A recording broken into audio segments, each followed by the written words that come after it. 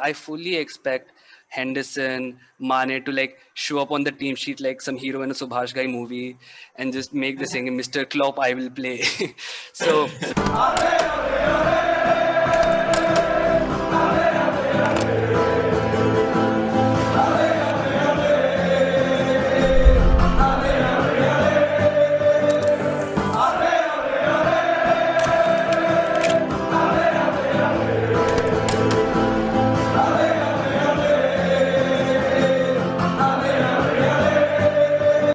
Finally, the international break is done and Liverpool is back in action. And what a game at Anfield up against Arsenal. And that is why Daksh joins us. Daksh, thank you so much for being part of Menace in the Monk group. thank you guys for having me. I keep listening to your previews on my bus ride to college sometimes, and it's really good to be a part of this. Looking forward to having a conversation with you. So, Daksh, let's start the conversation then. What do you think about the start of the season? Because the first three odd games, I think you guys lost, right? And Yeah. and banter's sake, people were saying Arsenal is going to get relegated, and here you are. If you win at Anfield, you go above us. I mean, that's like the beauty of the Premier League, right? In the first three games, we had a goal difference of -9. And our goal of the month competition was our only goal, men's team goal from the Carling Cup, Carabao Cup, and the female team, women's team. And now look at us, like one victory away from leapfrogging you, almost getting our foot firmly into a European spot. But it's been a very good season for Arsenal. Apart from the three games, we've been undefeated since game week 3 in all competitions. The team is gelling well and everything. So from the start of the season, it's a pretty good change, and I think like the team has a solid foundation to go forward. Nidhi, क्या लगता है भाई? How excited are you? The Red Men are back. Yeah, I'm delighted that the international break is over. Let me put that first, right? Because international break, no, you have all sorts of weird conversations and nothing is making sense. And thankfully, football is back. So it just gives your life that structure. So as odd as it may sound to people who don't watch football that regularly, for us it is our lives. So, but yeah, coming back to the game, look, we've had a very odd start to the season, right? We've blown away teams. We've also, shown up and not be that convincing and still won. Now we also have had our first loss of the season, right? I think that, this game is going to be very, very tough. I have always maintained that, Mikel Arteta, he has a certain plan, and that might. Only or Arteta, who do you rate more? Come on, at this point you have to say Arteta. Like, yeah, I just thought I should ask you. Sorry. At this point, look, I think because Arteta, maybe the results are not there. Ole has won bigger games, that I'll say for sure. Right. Yeah. But Arteta, I still feel that there is a certain process in the way he's trying to do things. That process might take some time, but Arsenal, I think, should always get that respect. I know all that, banter FC and, relegation and all that, but I think it may not happen this season, but there is a plan in action. So it is going to be a tough game. Daksh, traditionally, historically, in recent times, Arsenal have suffered at Anfield. Like, they've not lost. At times, they have suffered. Do you think it will be different this time around? Is there something different happening? See, from an outsider's point of view, we don't watch Arsenal week in, week out. And Arsenal are not even in Europe this time. A, is it helping them? B, is this something different? Is the vibe different now? We see so many younger players like Saka, Emil Smith Rowe, you signed a new right back who seems quite solid from Italy. And left back, I think as well, is kind of new as well, Tavares. Yeah, so like you said, if you look at our previous games, the last game we lost 3-0, the one before that 3-1, the one before that we actually won 2-1, and before that 3-1, 5-1, 1-1, 3-3. So it's always been a high scoring game, but Arsenal's always been at the receiving end of all these bad results. What's different here is, like Nidhi also said, there is a plan in place, right? If you watch the post-match press conference of the Arsenal-Liverpool game last season, Arteta was asked what went wrong. And he said you can't press Liverpool because the second you press Liverpool, Van Dijk gets the ball, he thumps a crossfield pass and it's right here on Salah or Mane's chest and they're through. You can't press them. So what we've done is we've recruited and we've sought out players who fit the profile now. So instead of one Van Dijk, we have one Gabriel who is probably as good in the air as probably any of the Premier League defenders. We have Ben White, who was ridiculed as a signing, but he's really shown through. He's almost. I would say for me, he was the man of the match in probably at least one of the last two games. He has great passing range, and he can do what Van Dijk does with that ball. Just break the press.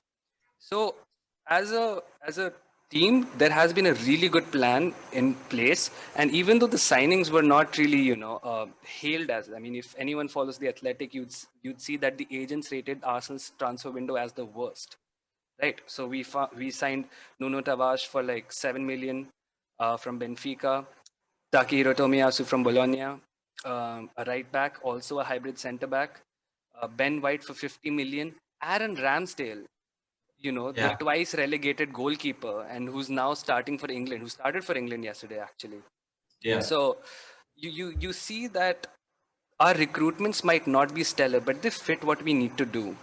So on that level, the recruitment's been good. What will be different this time? Personally, I honestly see this game as a write-off because I don't think we've made that big a leap that we can dominate Liverpool or at least take the game to them. One thing I hope we do work on though, because apart from the player recruitments, we've also recruited good coaches. So our set piece coach has worked really hard on us. So if you watch the Liverpool versus West Ham game, the tactic during set piece was crowding out Allison. Now we don't have the physically imposing players like Zuma or Ogbonna or Antonio to actually crowd out Allison, but it's a tactic which we can really work on, exposing Liverpool's vulnerability on set pieces. Personally, I would want Arteta to go a little bold because I don't see this game as something which we can really come out with a great result in. But I would still want him to go out and express whatever he has planned. Just be free. Tell the players play as much as you want, however you want. There is no pressure, and just go out and give the game to Liverpool as much as we can. Nidhi, like Daksh mentioned, no pressure. For us, it is pressure, pressure, pressure, pressure. Okay, now we're 5 points behind Chelsea. Yeah. Even though you mentioned like we've had a loss this season, but it feels like we've had more because that Brentford result, I'm okay with 3-3. I'm okay with the Brighton one was frustrating. The Chelsea one was frustrating. The West Ham one was a loss. So there have been some poor performances, and to go into the international break on the back of our worst performance, it was against West Ham. Nidhi, is Arsenal at Anfield the ideal game considering what Daksh has mentioned and how Arsenal are playing? Is this the ideal game to have? No, I don't think it's like an ideal game. And frankly, by the way, I don't agree that West Ham was our worst performance. I think we played well. There were moments in which we lost concentration and we lost the game, but I think we've had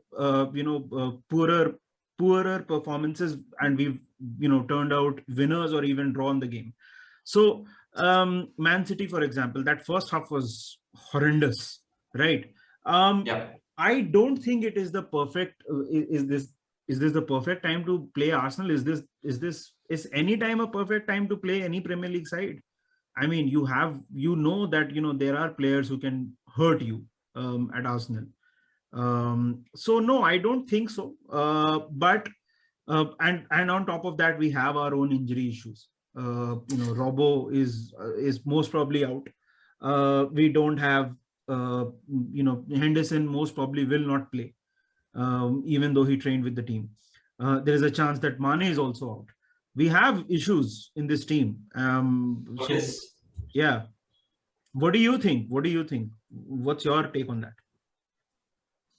I think it's not about the time. I think it's a great game to come after the international break because it's a big team. It's a team in form and it's at Anfield.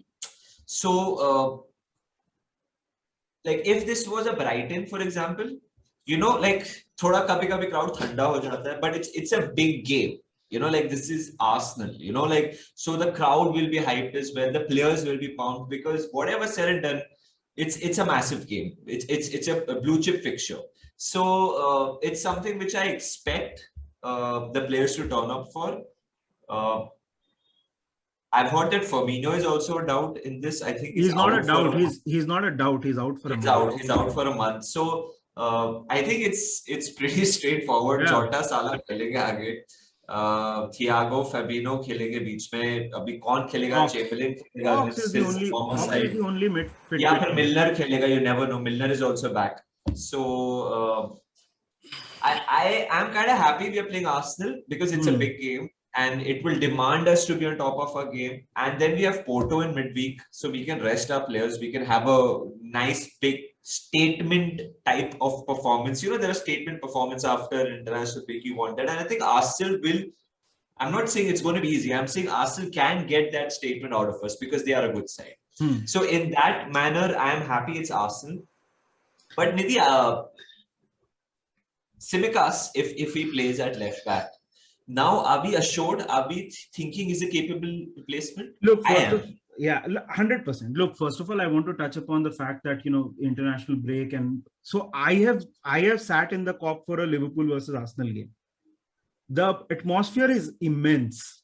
It is insane. So I think I totally agree with your point that the crowd will play a very big part in this particular game. And coming to your question about Tsimikas, 100%. Yeah, I mean, look, there's a point beyond which you have to trust your players. Robbo has had, he has a tight hamstring, and I don't think Klopp will play him. Klopp is not the kind of guy who would play half-fit players. He would rather rest them. So, and Tsimikas has done more above and beyond, at least in terms of his initial impression, for us to trust him. So I mean, I'm 100% confident that Tsimikas should play. Daksh, any team news from Arsenal's point of view? Something that we should be aware? Is someone injured? Is someone back fit?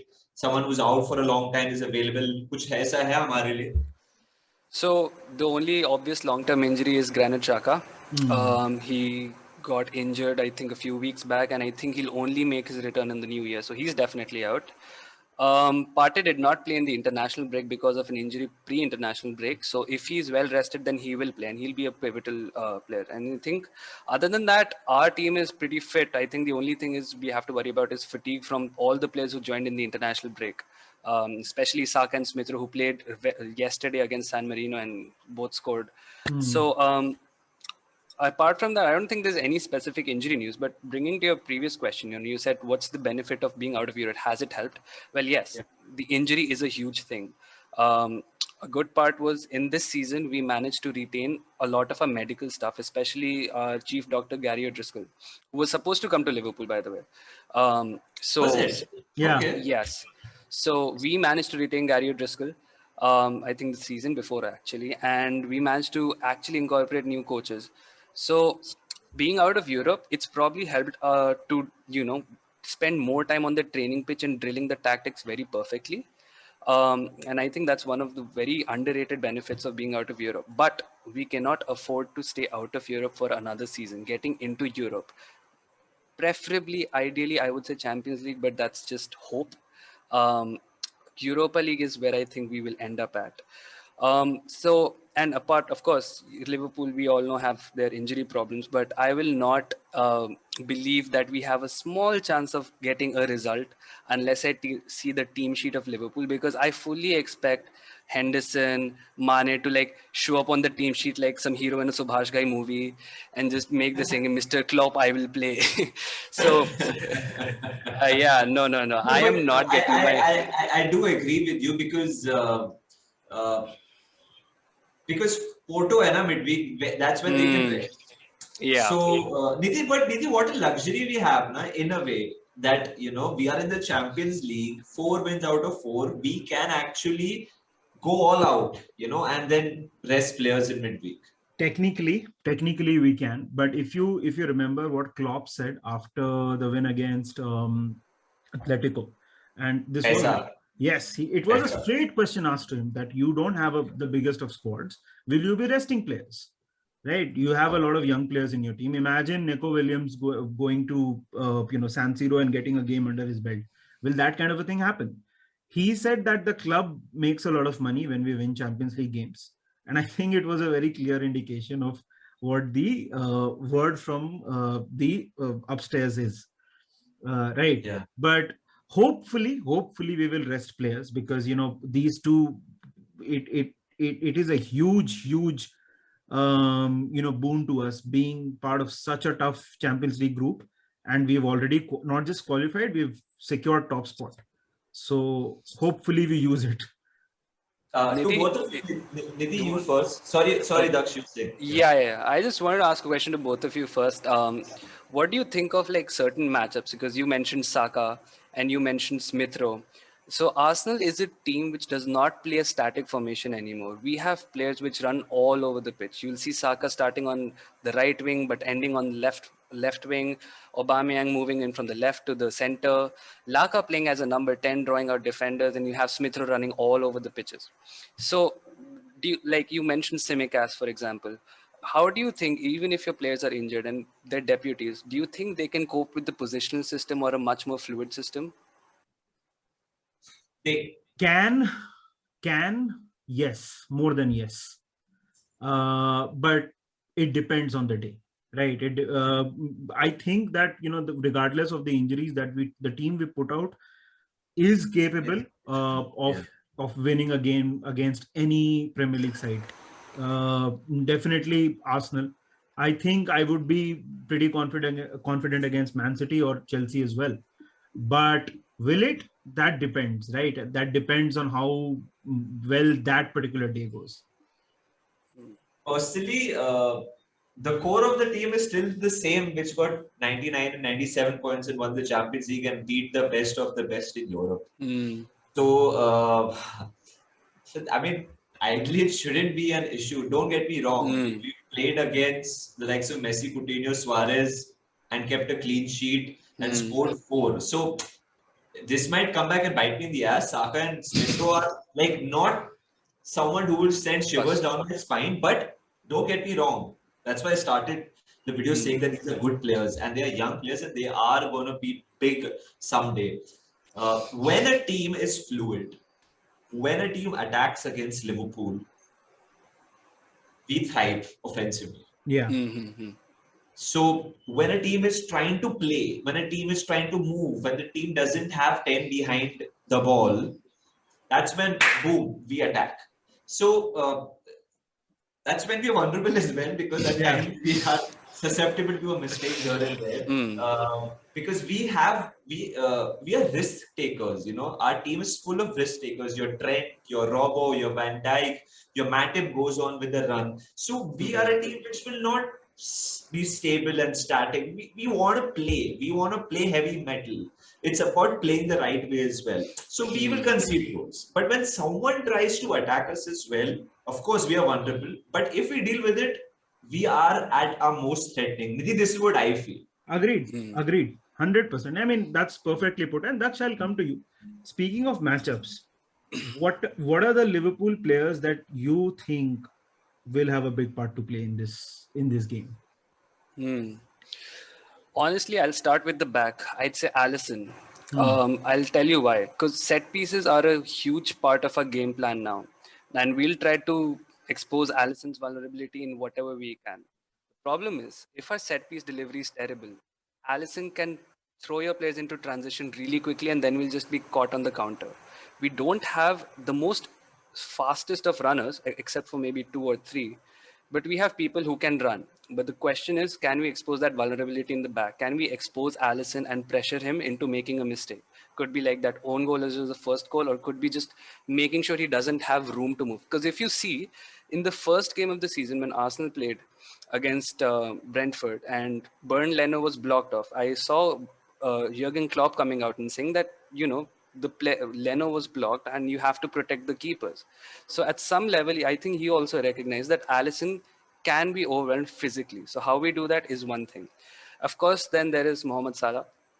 And it'll be an interesting it'll be interesting to see who he comes up against, because Kieran Tierney hasn't been in the team for the last 2 weeks because of injury, but he played in the international break. He's the most stable left back we have. But then we have the emergence of Nuno Tavares. He's speedy, he's unpredictable, and he can keep up with the fastest of the fastest. I think I saw an interview which says he kept up with Aubameyang in training. So that'll be interesting if we want to counter Salah's pace in transition. Um, Other than that, if you don't have any injury problems, if Mane does somehow make it to the team, Mane, of course, because our right back is new and he's still adjusting to the system. But he is, don't get me wrong, he's very solid. Other than that, I hope Gabriel and Ben White can match up to whatever fluidity you show in the front. In the middle, I honestly think Partey is the only one who can stand up, but you will overwhelm us in the midfield. And I can't How do say you think anything. that young guy, Lokonga? That's how you Sambi see. Lokonga. Yes, Sambi Lokonga. Is he any good? He is learning the ropes right now. He has a very high ceiling. He's been endorsed by so many great Belgian players, including Vincent Kompany, who very recently compared him to the next Yaya Toure. Now, how that comes to be is very interesting. But apparently, he has great football IQ. At 20, he was captaining Anderlecht. So he is one for the future, as are so many of our players. And like you guys mentioned, young players are so important, because once you have players like Saka and Smith Rowe making it to the first team, you have all these academy players knowing that there is a pathway to getting into the first team. So matchup wise, Salah, Allison, I don't think there's going to be any contest in the midfield. You guys will win that hands down. I can't say anything about our wingers and your wing backs, but if Mane makes it to the team, Mane will be another added threat. Manas, क्या बोलता है? क्या बोलता है? Same question. Asif के बारे में मैं क्या बोलूं? मतलब which players do you think will be the most important for Arsenal, or the ones that we can? Yeah. Arsenal. I mean, there's something different about them when they're coming here this season. I really don't know what to expect. Like, the centre backs are different, the goalkeeper is different, the right back is different, the left back is different. Thomas Partey has been there at the club, but he has never been a regular. Lokonga, if he plays, we've never played against him. Saka and Smith Rowe, we haven't seen much. So the entire team is just such an unknown quantity for us, So they might just come at us and, like, score 2 early goals and bloody hell, ruffle our feathers. It can happen because we are expected to dominate. Yeah. I, for one, Nidhi, it's do or die time for someone that I'm going to mention now, starting from this game. I think that's Thiago. Thiago has not. I know you will say end of last season, he had a good run which helped us be in the UEFA Champions League. Yeah. But Thiago has not stamped his authority because of various reasons. I want to see Thiago. Yeah, see, the thing is, Thiago, he is not stamped his authority because he came into a team which was decimated by injuries, right? And then he got injured again, and he's still made us finish. This season everyone's fit, but he has got injured. He has at times not performed. Injury is injury. I'm right, but but I'm not saying he's shit. All I'm trying to say is that I now want to see Thiago stamp authority, starting with us. This is a game, like he's saying, in midfield, if they are vulnerable, I want to see Thiago run rings around this Arsenal young side, take them to the dogs. See, the thing is, this season when he has played, he has run run-rings. That's the thing about Thiago.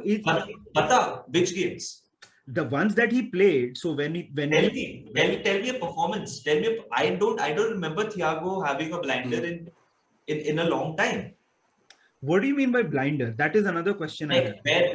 That's the thing, right? When you say, okay, this guy had a great game. Our midfielders don't play like Kaka. Let's be honest, right? But when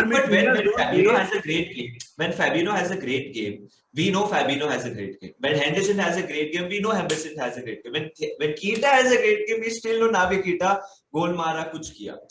We need to see Thiago thrive. That's all that I'm saying. I want to see Thiago have a good game against Arsenal and ready and play against Porto as well. Get that confidence which Thiago needs. Yesterday I read a rumor. I agree with all that, but I don't agree with the statement that Thiago has not shown his goods. Which is fine. Which is totally fine. I read a rumor other day, Nidhi, which was very interesting. Xavi now wants Thiago. Yeah, Xavi. I read a rumor that Xavi wants Salah also, but that. But Thiago is realistic. By that logic, I want $1 billion, but let's be honest, neither Xavi or I are going to get what we want. If you think Thiago can't go, I don't think Thiago will go to Barcelona this season. No chance. No, not this season. If you guys play Thiago, or in fact any midfielder you think should dominate but does not dominate, is hesitant or does not have a performance, and we stamp down, we need to understand. So like Manas, you said heavy metal football, right?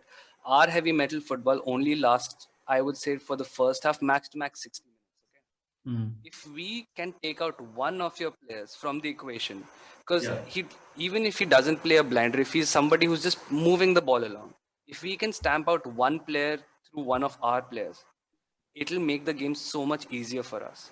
Because like I said, I mean, you mentioned you don't watch Arsenal week in, week out, but that fluid system, especially if anyone watched that game against Spurs, we ran rings only because we bypassed their entire midfield.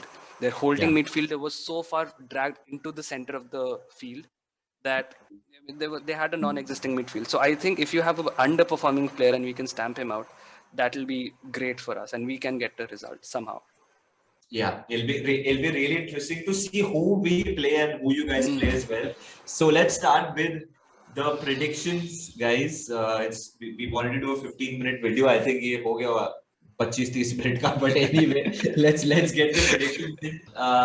Daksh, क्या लगता है क्या होगा? My heart says 1-0 to the Arsenal with the shady penalty, but my brain is like it's going to be the 3-0 or 2-1 to the Liverpool. But I think in the first 30 minutes, or at least the first 15 minutes, we will kick your ass.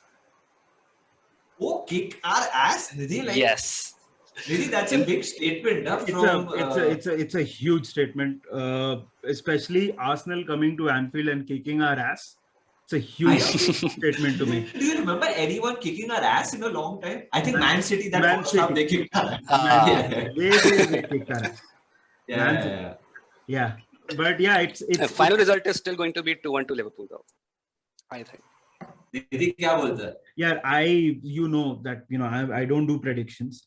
I'll say this: it will be a tough game. It is not going to be the Liverpool versus Arsenal games at Anfield that we've grown used to seeing in the last 3-4 years, or the last 5-6 years actually.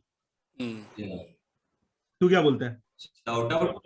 Shout out to Roberto Firmino, man. He thrives in this game and he's unavailable. Firmino is like... Oh, I'm so happy he's out. Like, Firmino just knows how to dismantle Arsenal's defense somehow. And that is not, through that one of the goals which you saw, Nidhi, at Anfield, where he just ran by everyone. But it's just so amazing. So now, without Firmino, makes it interesting. What happens? So, maybe it was all about Firmino or maybe it wasn't. We'll get to know. I don't think Arsenal will kick our ass. Even for... See, they will have their spell for sure because they are good.